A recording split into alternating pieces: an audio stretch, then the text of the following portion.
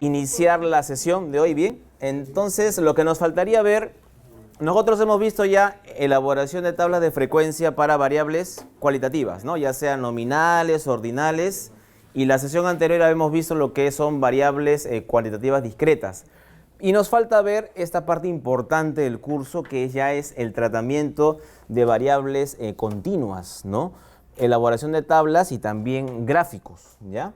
Entonces, vamos a ver los cuadros estadísticos y los gráficos estadísticos, pero para variables o datos, en este caso cuantitativos, como dice ahí, continuos, ¿ya? Entonces, el logro de la sesión básicamente está referido a conocer la importancia de organizar y presentar los datos para datos, dice, cuantitativos continuos de manera adecuada, ¿ya? Bien, es el tema que vamos a ver el día de hoy, por eso lo ves aquí resaltado continuos. Y tú sabes que los datos se nos pueden presentar como no agrupados y agrupados, ¿no?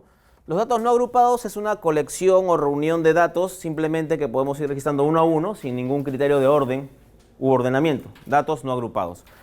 Pero cuando ya los agrupas, utilizamos algún método de organización que permite clasificarlos, por ejemplo, por frecuencias o también utilizando intervalos, que es lo que vamos a ver hoy día, ¿no? Entonces, de datos no agrupados, yo los convierto a datos no agrupados, ¿no?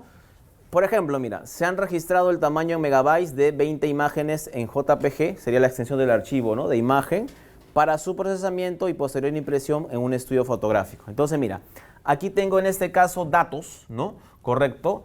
Y la pregunta que aparece en la parte inferior dice, ¿es necesario agrupar estos datos? Vuelvo a repetir la pregunta, ¿no? ¿Es necesario agrupar todos los datos o no necesariamente? O depende, ¿no? Depende. ¿De qué podría depender que yo decida agrupar o no un conjunto de datos? El tamaño, el peso de las imágenes. El peso de las imágenes. Pero en general, o sea, por ejemplo, si tú tuvieras de repente 500 valores en datos, si yo presentara de repente fila tras fila, en este caso el tamaño del archivo por la frecuencia de repetición, de repente puede tener muchas filas, ¿no? Demasiadas. Entonces, para un tema de informe o de organización de datos puede ser muy extenso. En consecuencia, se recomienda agrupar. Cuando también podría agrupar datos cuando de repente son muy diferentes entre sí. Por ejemplo, mira, tú ves que entre los datos hay repeticiones o algunas. Creo que ninguna me parece, ¿no? Entonces, si yo los agrupara por frecuencias, ¿cuántas frecuencias tendrías si todos fueran diferentes? Tendrías 20 filas. Entonces, en estos casos, cuando tengo una cantidad ya elevada de filas, hablábamos de repente de un promedio de 10 a más filas, se suele ordenar también, o se utiliza el método para organizar los datos. ¿Qué quiere decir? Que estos 20 datos, a través de un método, los voy a organizar y presentar de una manera diferente, ¿correcto? Pero son los mismos datos, pero al organizarlos los presento de una manera distinta nada más. Mira, ahora, aquí tenemos en este caso los gráficos, ¿no?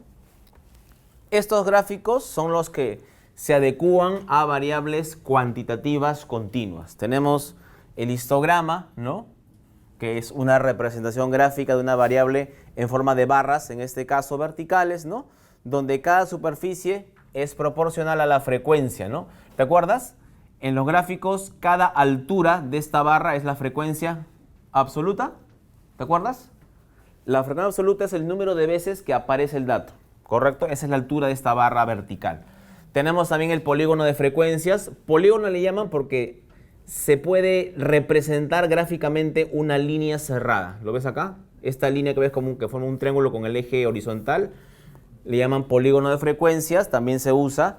Y tenemos otra gráfica que se llama la ojiva. La ojiva es una gráfica que aparece cuando nosotros representamos los valores de las frecuencias absolutas, pero acumuladas. Lo vamos a ver poco a poco más adelante, pero eso es como una pequeña introducción. Ya está. Y mira esto de aquí. Es importante que tú reconozcas los elementos, ¿no?, de un cuadro estadístico nuevamente.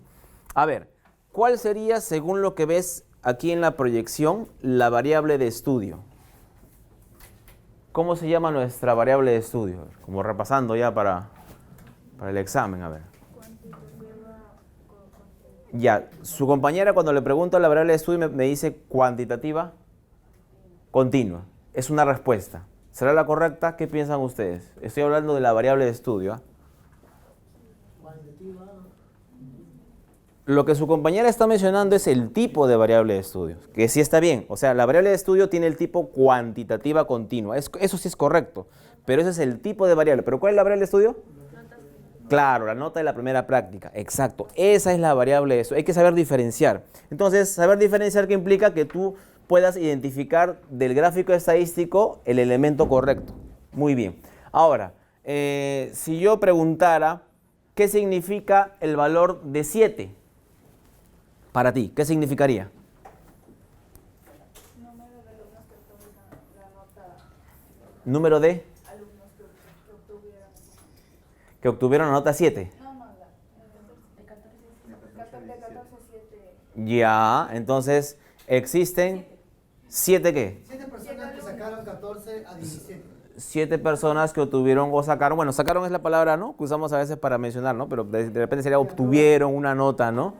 Vamos a ver que es un rango, y vamos a ver que este histograma en esta barra vertical hace referencia a que 7 estudiantes o personas, como lo mencionó su compañero, han obtenido una nota de 14 a menos de 17, ¿no? Porque vamos a ver después el tema de los extremos, pero está bien, va por ese sentido. Lo que quiero que entiendas es que en el histograma se presentan rangos de variables, ¿te das cuenta? En este caso, rangos de notas. Ya, está muy bien por ahí. Bien, entonces, esta línea que ves roja, ¿no? Corresponde a lo que se llama el polígono de frecuencias. Si te das cuenta, aquí, vamos a verlo más adelante, lo que se ha hecho es unir los puntos medios, ¿no? De los techos, si quieres llamar así, o las barras, o las líneas superiores de cada barra, y se forma ese polígono. Eso lo vamos a ir viendo. Bien, entonces está bien. A ver, pregunta, ¿cuántos datos estamos manejando en este caso? 5. Organizando. 5 datos. ¿5? ¿Cuántos serían? 7. ¿Cuántos datos se organizan y se presentan a través de este gráfico estadístico que se llama histograma? ¿Cuántos serían? ¿Muchos? ¿Pocos? 39. ¿Varios? 39, dice. ¿Cuántos? 37. Vamos a ver. ¿Qué tendríamos que hacer? Sumar, ¿no? 3 más 10, 13, más 11, 24, más 7, 31, más 6, 37. Exacto. Este histograma nos presenta de manera gráfica, ¿no? Una organización de 37 datos que corresponden a las notas. ¿Te das cuenta? Mira, de un gráfico te puedo hacer varias preguntas. Hay que tener en cuenta eso. No te olvides. En el eje horizontal se presenta la variable estadística de estudio con sus valores, o si es cuantitativa continua, el rango de valores que va tomando. Y en el eje vertical, ¿qué se presenta? Las frecuencias absolutas. ¿Correcto? Ya está. Como resumen, está muy bien. Seguimos avanzando, mira. Ahora mira, vamos a ir aprendiendo algunos términos nuevos, ¿ya? ¿Qué es lo que tú ves en dentro de esta línea verde, este recuadro verde?